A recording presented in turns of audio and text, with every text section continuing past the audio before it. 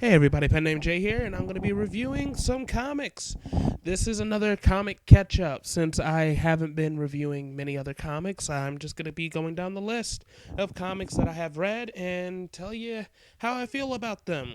Alright, Spider-Man, Amazing Spider-Man, issue number 678. I enjoyed it. My most favorite part of the comic was when he was about to go out to tell the Fantastic Four and the Avengers that something terrible is going to happen, that some crazy bomb is about to explode, because he saw the future, what was going to happen if he was gone for 24 hours.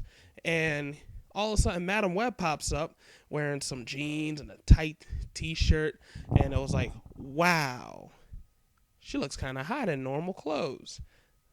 Kind of like how Ramos is just drawing some hot chick in normal clothes and like, no, you can't do that. See, your friends are dealing with something else. Yeah, you saw the future. That's all well and fine for you. But your friends have to do whatever they have to do today. You have to deal with this by yourself. So that was interesting. Next up, Teen Titans, issue number 5. This issue makes me hate Superboy personally. He's a douche. He's just kicking everybody else's ass, and I was just like, I don't like you, Superboy. You don't even have a name yet, but I just don't like you anymore. I just don't.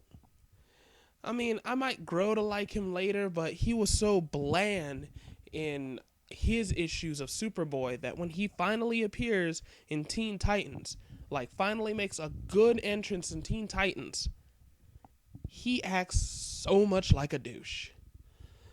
And he kind of messed up Kid Flash, who is one of my favorite characters.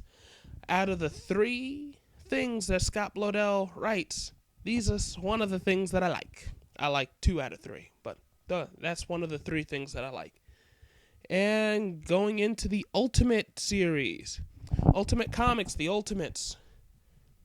One thing I have noticed with Hickman, because I read another thing from him, he concentrates on multiple things in one issue. So many characters, so many things, so many ideas in one issue. Now, this is another thing where he's talking about Reed Richards. One comic he talks about Reed Richards as a good guy in Fantastic Four and in FF. Another one he talks about Reed Richards as a bad guy. This is in the Ultimates. Now, Reed Richards has advanced himself so fast. So many things are going on with like Iron Man dealing with his rich friends, trying to take over the world by doing violent things like killing innocent people in South America, and all that other such not. They show Captain Britain.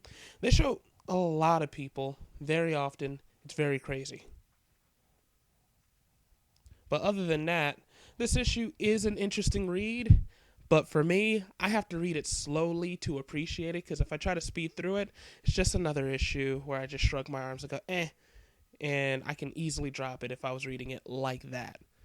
So it's one of those, eat it slowly to appreciate the flavor.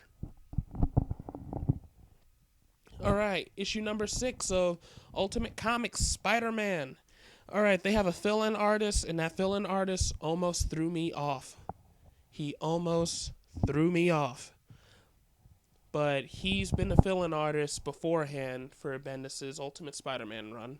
And tell you the truth, he does good. At first, because Spider-Man had a lighter tone to him after the Ultimatum wave, seeing that art didn't really bother me. But knowing that, you have to build up Miles, he still has that lighter feel. So I wasn't really worried about the whole Miles Ultimate run. And this is the first issue where he's in his suit and he's doing great.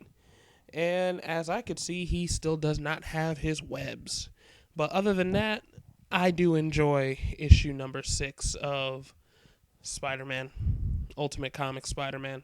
And they're dwelling deep into his characteristics, which, are not only just concentrating on, hey, it's Miles Morales, a black dude who has a Puerto Rican mother biologically, and, just swinging around. They're concentrating on his life, him worrying about being a bad person because he thinks it might be genetics that makes a person bad. So he's kind of worried about the nurture-nature thing. And this one is a double up. Ultimate Comics X-Men issue number 5 and Ultimate Comics X-Men issue number 6. One was in December, I think. Not really sure, but it was a little earlier on.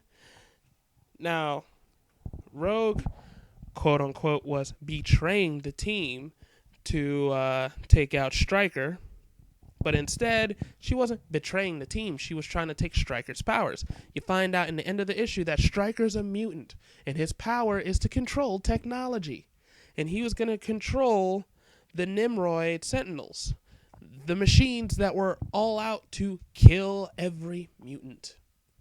So it was a little interesting, and Kitty Pryde has a death count now. She has killed one person in the Ultimate Universe. Yay!